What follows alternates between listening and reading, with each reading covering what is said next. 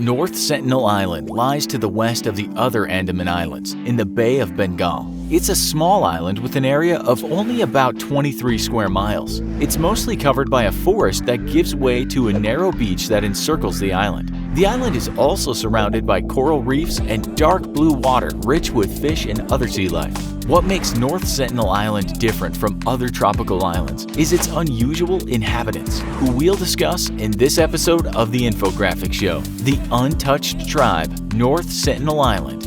Walking around naked except for some leaves, string fibers, and other decorations, the indigenous people of North Sentinel Island, the Sentinelese, have lived in almost complete isolation from the rest of the world for nearly 60,000 years. According to a documentary about North Sentinel Island, they are thought to be direct descendants of the first humans who emerged from Africa. They have been isolated for so long that the language they speak has been forgotten by the rest of the world. Another concern is that their extreme isolation has made them vulnerable to modern-day diseases. They do not have immunity to them and could become seriously ill or even die as a result of being exposed to them. Although modern civilization is only about 31 miles away at the city of Port Blair, the Sentinelese lag far behind modern times. They do not even know how to make fire.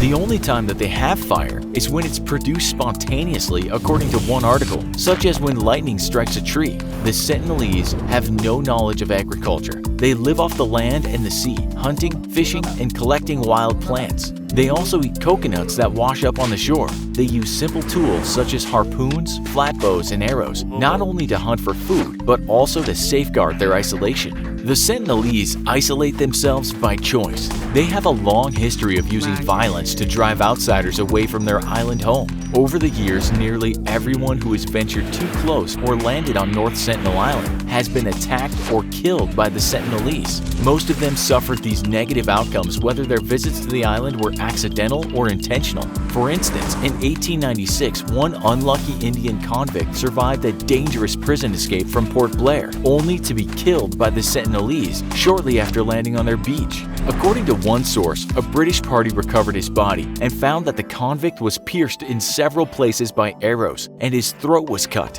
In 1974, a team of anthropologists trying to film a documentary, a National Geographic photographer, and some police officers were greeted by a shower of arrows from the Sentinelese. One of the arrows hit the director of the documentary in the left thigh. In 1981, crew members of the cargo ship MTV Primrose were attacked by the Sentinelese after their ship became stranded on the reef surrounding the island. They had to fight the Sentinelese with flare guns, axes, and lengths of pipe in order to live long enough to be rescued a week later. The only friendly encounter outsiders had with the Sentinelese occurred in January 1991 when an Indian contact expedition visited the island. There's some video footage of members of the expedition presenting the Sentinelese with gifts of coconuts thrown into the water, which the tribespeople quickly gathered. There's also video footage showing some smiling Sentinelese interacting with members of the expedition and even touching them out of curiosity. Unfortunately, this one encounter turned out to be more like a truce rather than an end to the isolated tribe's war with outsiders. Later visits to the island were met with the usual hostile greetings of weapons drawn or arrows fired. The last encounter occurred in 2006. Two fishermen drifted too close to the island, and the Sentinelese killed them and buried them in shallow graves. Authorities attempted to recover the bodies of the fishermen, but were unsuccessful because of what one source calls a customary hail of arrows. They ended up leaving the bodies there and leaving the Sentinelese to live in peace. Like the other Andaman Islands, North Sentinel Island is under the jurisdiction of the Indian government. Over the years, India has allowed the Sentinelese to manage their own affairs with minimal government intrusion. In 1991, it placed a 3-mile exclusion zone around North Sentinel Island to keep outsiders such as tourists and poachers away from it. Will these isolated tribespeople, whose estimated population ranges from 15 to 500, be wiped out because tourists will expose them to diseases that they have no immunity to?